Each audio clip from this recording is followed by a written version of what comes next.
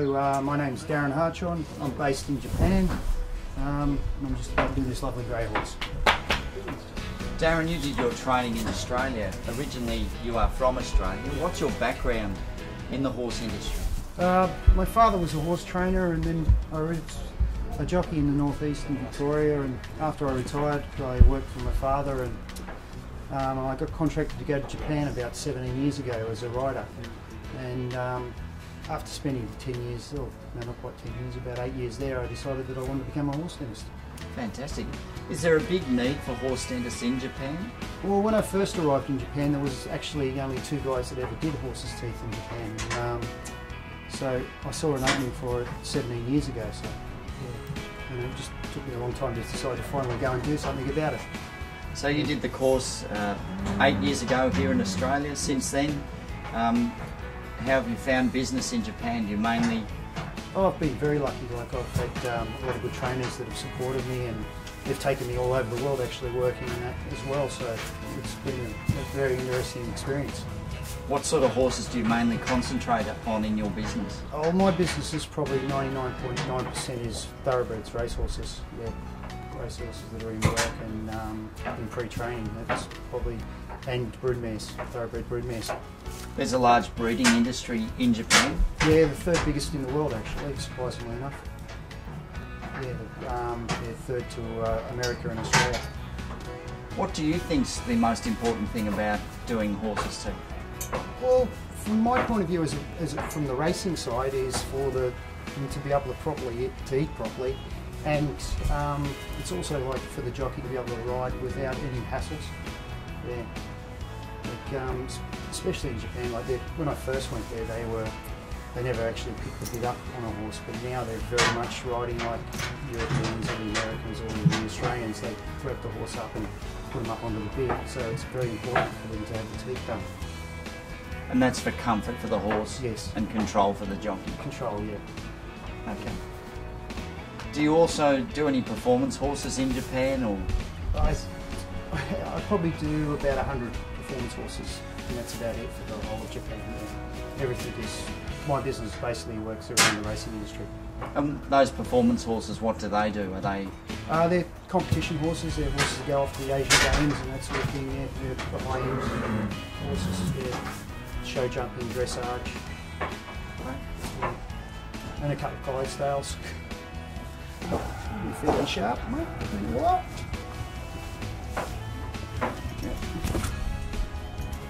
You just checked his teeth then, Darrin, without the gag. That's a pretty gutsy move, but it's a nice way to introduce yourself to the horse as well. Easy way to get a feel of what's in there, if there's any hooks or anything like that, or the Ross hooks. Just makes you have a good idea what's going on before you start, before you give them a rub.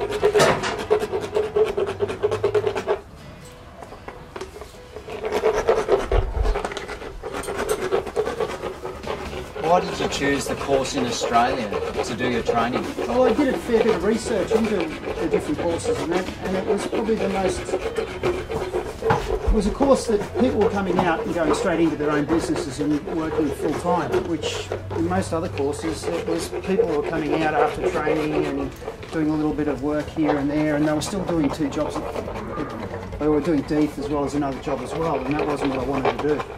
I wanted to come out and do the full job. And be a full-time professional. Be a full-time professional horse dentist, yeah.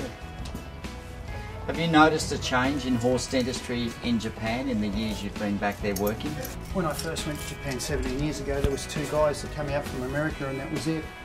I think now there's something like about 13 lay horse dentists, and now there's a lot of vets that do horses' teeth as well.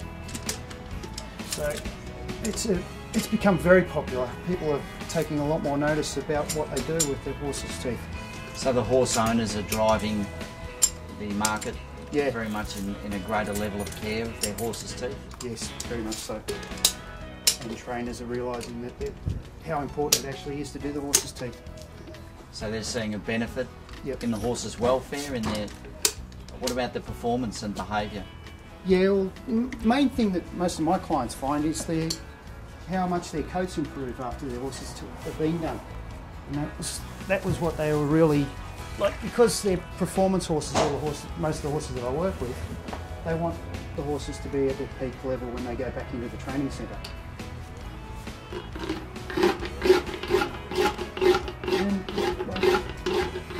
Basically, same with the broodmares. Like the broodmare, she basically needs double the amount of nutrition of what a normal horse would. So it just makes so much big difference in the size of the foals and the quality of the foals that they're producing now. How often would a broodmare get her teeth done? About once every year. Depends if she's got a problem or something, like where she needs to be checked. I think twice a year. I'll do those as well. But on average, yeah, once a year, every 12 months. That's what I recommend.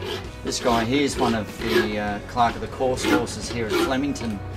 His teeth are done regularly, but he's also on a high grain diet. What's the condition of this horse's teeth like? Oh, he's probably just in need of doing this. He's probably just a little bit overdue, that's all.